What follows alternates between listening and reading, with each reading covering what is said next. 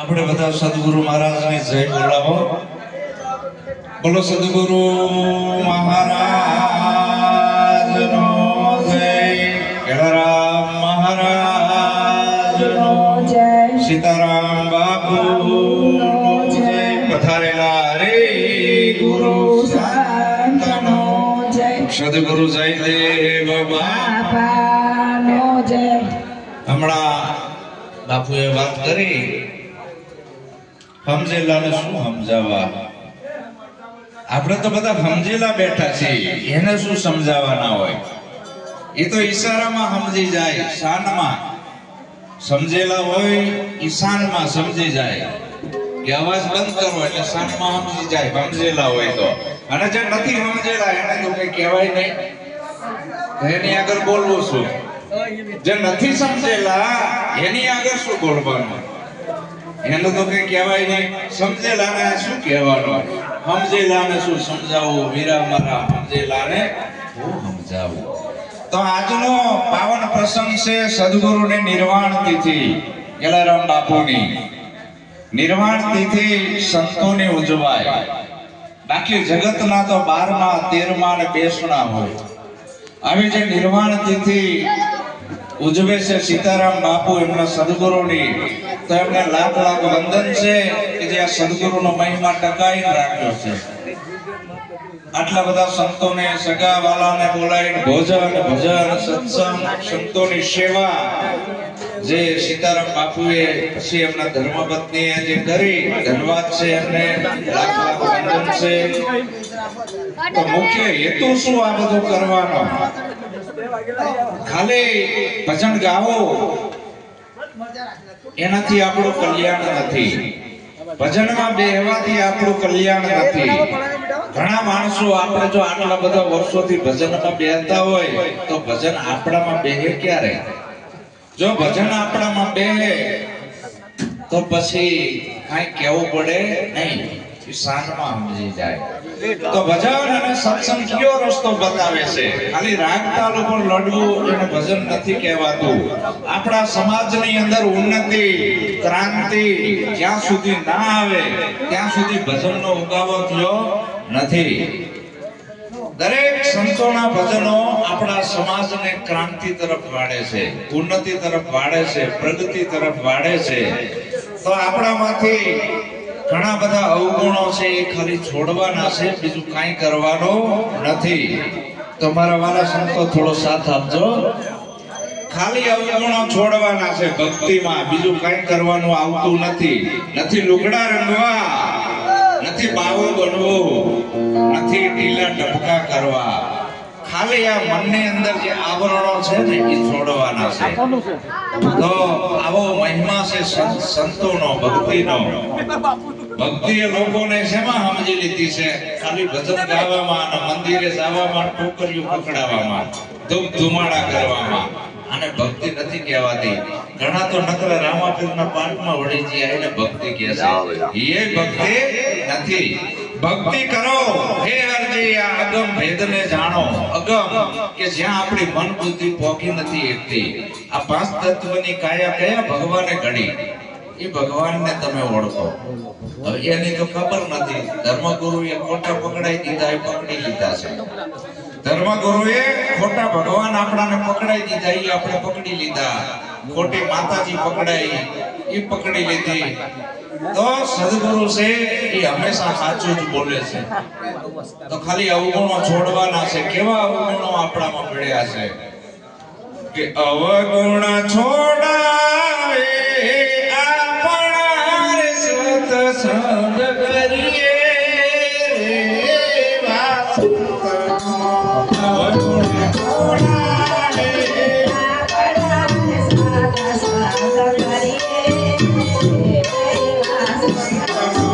જીવન સફળ બની જાય રે સત્સંગ કરીએ રે.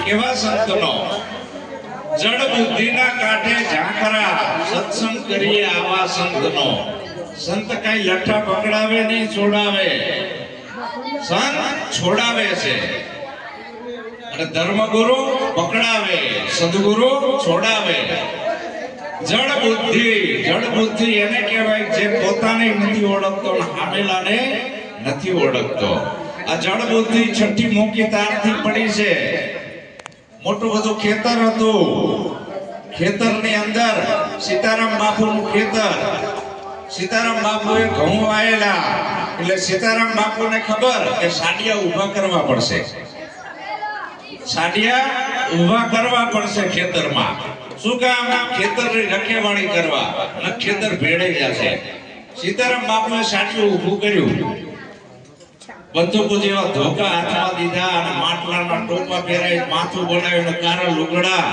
ભણકા આવે શિયાળિયા આવે જોઈ જોઈને બીન ભાગે જોઈ જોઈને બીન ભાગે જોઈને બીન ભાગે સાડિયાને જોઈ ભણકા શિયાળિયા રોજડા બીન ભાગે એક દી જ્ઞાની પુરુષ નીકળ્યા સાડિયાને કીધું કે ભલા માણા તું આ ક્યારનો ઊભું છું તારામાં કોઈ ગતિ નથી તને શરમ નથી આવતી આ કંટાળો નથી આવતો સાડીઓ ખડ ખડ ખડ ખડ હસવા માંડ્યું કે હસેસ કે મને કંટાળો એમ નથી આવતો કે આ બધા જોઈને બીન મન ભાગે મજા આવે છે જોઈને બીન ભાગે મન મજા આવે છે સમજાણો ને ખેત બડા રખવાડ વિનાના ઓળા ઊભા કીના અકલ વિનાના ઓળાના ઓરખ્યા દેખીને હરના વિના સમજાણી ને વાત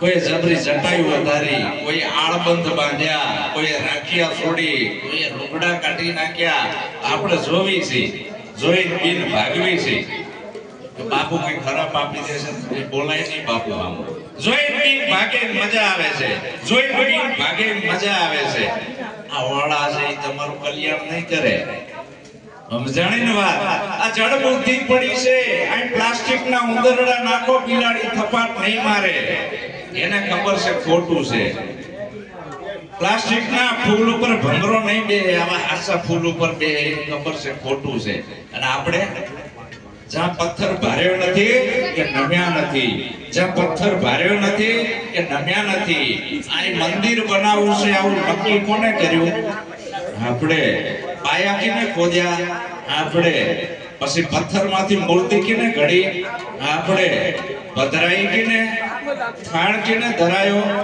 અને ઝાપટી કોણ જીવ તો એને શું કર્યું સેવ સુવાડી લાપસી ધરી દેવની પાસ જમનારા બધા જમી ગયા ઓલા દેવને નાઈ વાસ મનસા માલણ ગોરખ જાગતા નર સેવીએ તતન મળે નિરંજન દેવ આ પાંચ તત્વની કાયામાં જે બોલણહાર છે એને તું ઓળખી લે તું કોણ છે ક્યાંથી આવ્યો તારે ક્યાં જવાનું ભજન આમ કે છે તો આ જળ બુદ્ધિના કાંઠે ઝાંખરા સત્સંગ કરીએ આવા સંતનો મનના અંધારા મટી જાય આ અંધારું મનમાં પડ્યું છે તનમાં નહીં આપણું મનમાં અજ્ઞાન રૂપી અંધારું છે હવે આપણે 12 દીવા કરવી છે એનાથી કોઈ મેળ આવે ઘટમાં સદગુરુ ઉપદેશ દ્વારા જ્ઞાનનો દીવો કરે છે અને એ જ્ઞાનનો દીવો કર્યા પછી સાચું શું ખોટું શું સમજાવવા માંડે છે કોઈને કહેવા જવું પડતું નથી તો સત્સંગ કરીએ આવા સંતનો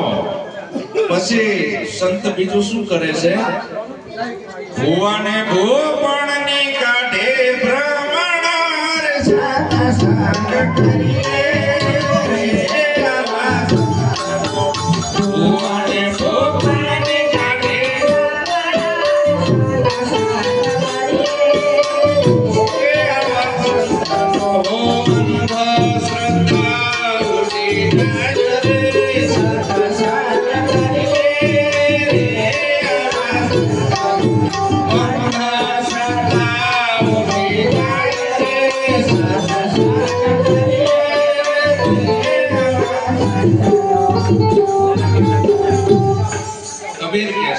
એક ભૂવો બીજો ભૂવો ભૂવા 18 લાખ ભૂવા હાચી માતાની ભાડ ના કાઢી ધૂણી ધૂણી ભૂવા કબીર કે ઈ માર્ગ મારે નથી જોવા. ધૂણવું, ધતકારીઓ નાખવી, ઘરમાં કંઈક આવવું, આ માનસિક બીમારી છે. જો આવા કોઈ કંઈ થતું હોય ચમત્કાર તો એને બોર્ડર ઉપર મૂકી દેવા જોઈએ. ઘણા તો ધોણીને કહે છે કે મારી માં બોકડો માંગે છે અને આ બોકડાય ચડાવે છે પાછો. મારી માં કે બોકડીઓ માંગે છે. તારી માં બોકડો માંગે એ કેવી કહેવાય? કોઈની માં ઘેટો માંગે, કોઈની માં પાડો માંગે છે ને, કોઈની માં ટુકડો માંગે. આવી માં હોય કોકનો જીવ ભરખી લે એવી. આ માં કોઈની તમારું કલ્યાણ નહીં કરે. સાચી જનેતા જન્મ દેવાવાળી એનાથી બીજે કોઈ નથી. એક જનેતાએ આપણાને જન્મ આપ્યો ઈ, અને બીજી જનેતા સંત જેને આપણાને આત્માનો જન્મ કરાયો, આત્માની ઓળખ કરાઈ કે હું અજર અવિનાશી આત્મા છું. આવું જે ભાન કરાયું છે ઈ એક સદગુરુ એ આપણી માં છે, અને એક જન્મ દેવા વાળી ઈ પણ આપણી માં છે. હવે આ સાચી માને ભૂલી ગયો અને ધજાયું લઈને દોડે છે. ગુરુમુખીના ઘરમાં સદગુરુ સિવાય બીજું કઈ હોવું જોઈએ. અને આ ટામણ ટુમણ ને આ તને આ નડે છે ને ઓલું નડે છે ને આવું જે બોલતા હોય ને એને ખરેખર બોર્ડર ઉપર મૂકી દેવા જોઈએ. તને આ નડે છે ને તને ઓલું નડે છે ને તને આને ટામણ કર્યા છે ને આવું કઈ થાય હો નથી. સદગુરુ નિર્ભય બનાવે. પણ આ બધું વળગે કેમ?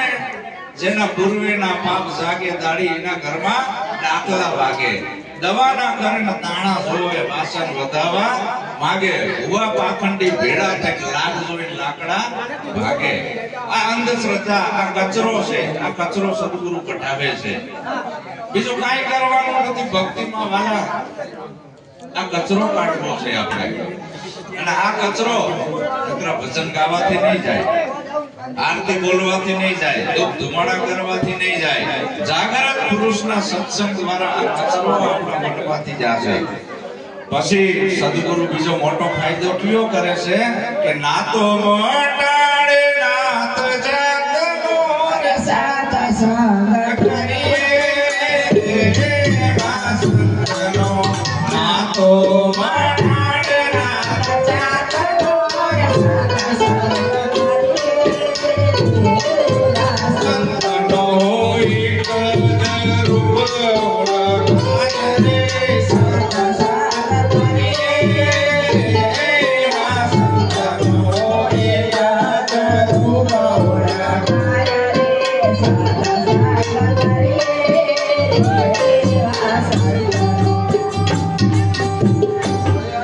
કુદરતની બનાવેલી બે જાતિ સ્ત્રી અને પુરુષ, એમાં પૂછવાનું ના આવે તમે કેવા છો.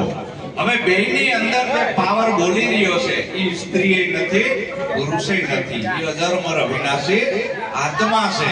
જો એ આત્માની ઓળખાણ કરવી હોય, એ સત્યની મંજિલે ભોગવું હોય તો પ્રથમ જાતિપણો મૂકવાનું આવ્યું. જાતિપણો મૂકીને તમે બની જાવ અજાતિ પાંડવાય, ફેલી દો વર્ણોના વિકાર. જાતિ કોને બનાવી છે? ભારત સોને કી ચિડિયા હતું. ભારત દેશ સોને કી ચિડિયા હતું. આ દેશ કોનો ઉપાસક હતો? કોઈ પથ્થરનો ઉપાસક નતો, મૂર્તિનો ઉપાસક નતો. સ્ત્રી અને પુરુષ બે જ હતા. તો એ બે માંથી અનેક કેને કર્યા? એકમાંથી પંડિતોએ, પુરોહિતોએ, બ્રાહ્મણોએ ઉત્તર ધ્રુવમાંથી આયા. અહીં આવીને ઘોર યુદ્ધ કર્યા. આર્ય અને અનાર્યના એમાં ચાર વિભાગ થયા: બ્રાહ્મણ, ક્ષત્રિય, વૈશ્ય અને શૂદ્ર. શૂદ્રમાં કોણ આવે? ભાઈ આપણે વિધિઓ કરાવી છે બ્રાહ્મણ જોડે, કરાવી છે કે નહીં? બ્રાહ્મણને બોલાવી છે. કોને આપણાને શૂદ્ર બનાયા છે? પેલા એ તો વિચાર કરો. તો એ બ્રાહ્મણોએ આ બધા વિભાગ પાડ્યા અનેક જાતના.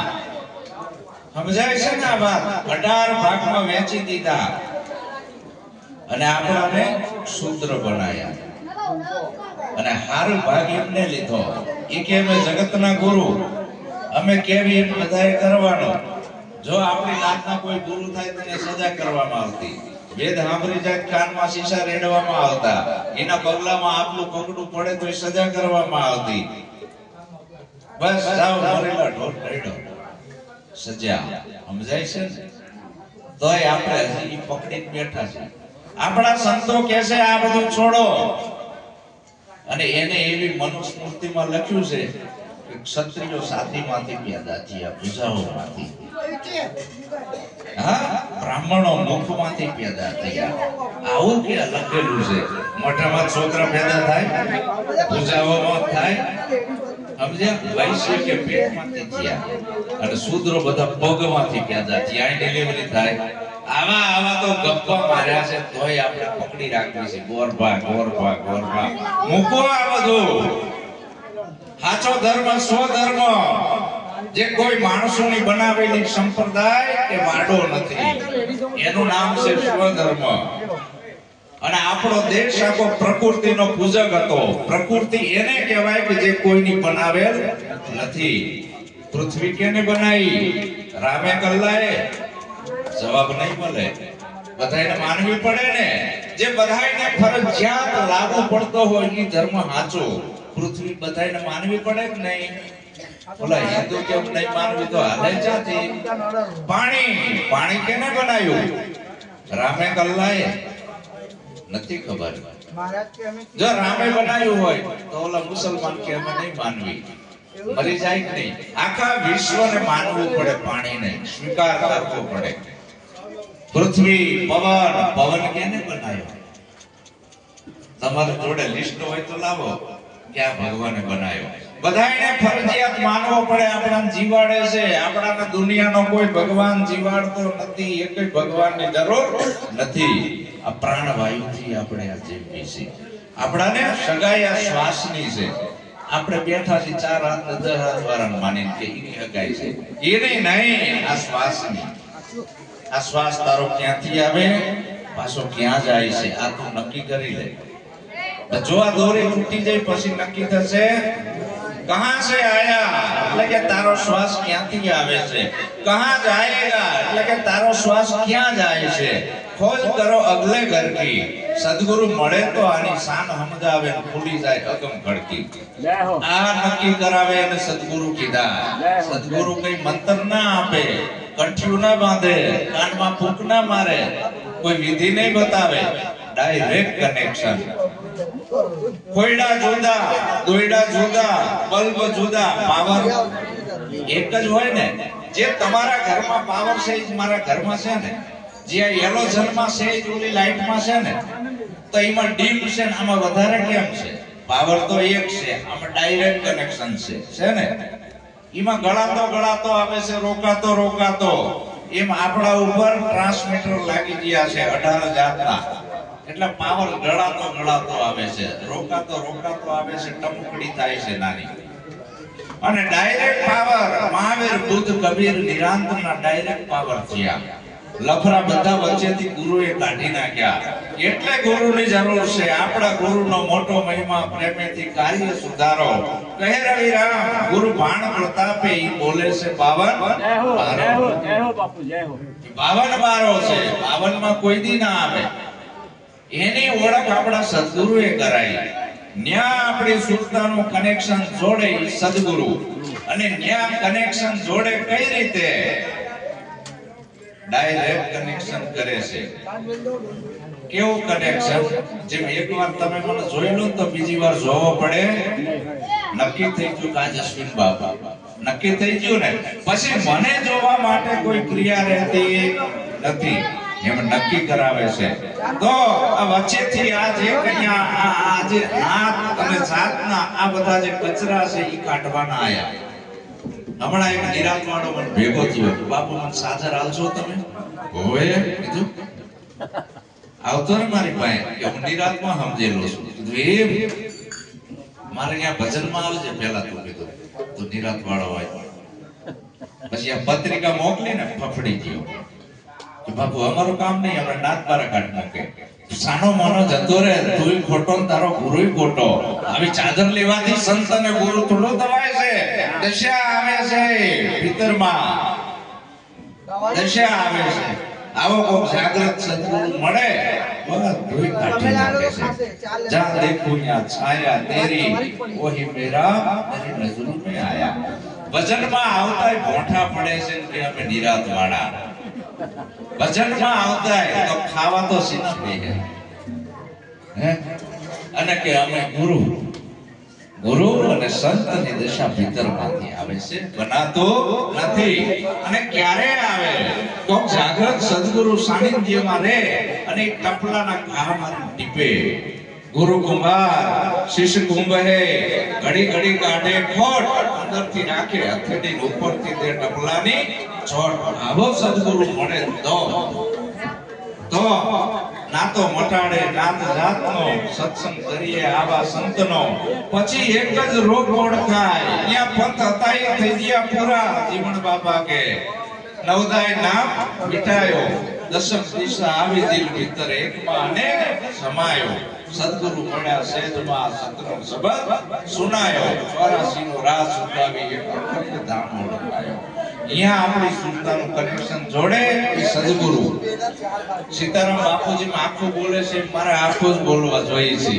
બીજી વાર ભલે મન ના બોલાવે, એની કોઈ જરૂર નથી. ટોળા ઘેટા બકરાના હોય, સિંહના નામ લમાણા. તો આ અંધારું અહીં પડ્યું છે મનમાં, અને શરીરને ભગત નથી બનવાનું આપણે. પછી જયદેવ બાપા શું કહે છે, જો તમારે ઉન્નતિ અને ક્રાંતિ તરફ વળવું હોય તો જયદેવ કહે છે જીવન વાર સંત સંગ કરીએ.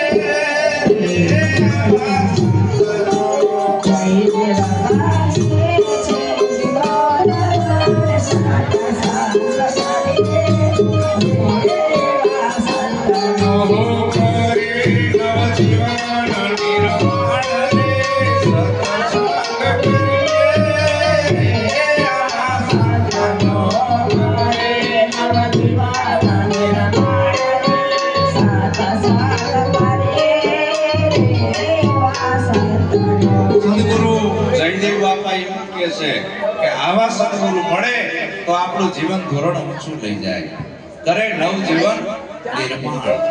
સત્સંગ કરીએ આવા સંતનો. સંત કોઈથી પૂછે નહીં તમે કેવા છો, એની દ્રષ્ટિમાં ધર્મના વાડા નથી, નાત જાતના વાડા નથી. આ તો બધાને પ્રેમ કરતા હોય છે કે અહીં જાઓ બે શબ્દ બોલો, જેથી કરીને સમાજમાં ઉન્નતિ અને ક્રાંતિ આવે. સંતની કોઈ ફી નથી હોતી એટલે ગભરાવું નહીં.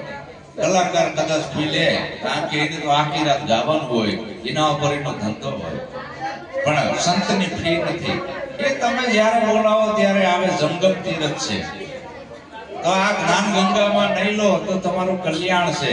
અને કોઈ એવા વ્યામ નાખવા આવે રહેતા નહીં. હમણાં સીતારામ બાપુએ જે વાત કરી કે એક ધર્મ ગુરુ આવો વ્યામમાં નાખીને જતા રહ્યા. છોકરો બિચારો પકડી ગયો કે હારું બહાર નહીં નીકળાય, વિધિ બુદ્ધિ ઘરને થશે. તો આ બધી અંધશ્રદ્ધા છે. મારા ઘરની અંદર તમે જોવો ક્યાંય અંધશ્રદ્ધા ના જોવા મળે ક્યાંય. તો આ મોટો કચરો છે. આપણા ભગવાન પહેલા માતા પિતા છે. રોજ સવારે ઉઠીને બંદગી કરો, કઈ તમારે થાય નહીં. અને સદગુરુએ જે આપણને જ્ઞાન આપ્યું છે એ પરમ જ્ઞાન છે, અને એ જ્ઞાન જીવનમાં ઉતારવાનું છે. અને સદગુરુ છે એનાથી મોટો કોઈ આ વિશ્વમાં દેવ નથી. એટલે આ તિથિ ઉજવાય છે, નિર્વાણ તિથિ બાપુની. તો આપણે બધા આડી મળી આવો જે સદગુરુનો એક સંદેશો છે એ પહોંચાડવા માટે આ કાર્યક્રમો કરવાના હોય છે. ખાલી મનોરંજન માટે નહીં, નહીંતર આપણે જિંદગી બગડી જશે. તો સીતારામ બાપુને હું ધન્યવાદ આપું છું, એમના ઘેરથી માતાજીને ધન્યવાદ આપું છું. વધારેલા હરિગુરુ સંતોને પણ મારા લાખ લાખ વંદન. અને મારા શબ્દોથી કદાચ દુઃખ લાગ્યું હોય તો મને માફ કરજો. આપના બાળક જાણી, આપ તો બધા વડીલ છો, હું તો આપના દીકરા સમાન છું, એવું ગણિત માફ કરી દેજો. કદાચ એવા શબ્દો આવી ગયા હોય આ તો વાગે હઠ દઈને ઘરી જાય અંદર, તો મને માફ કરી દેજો. બોલો સદગુરુ મહારાજ.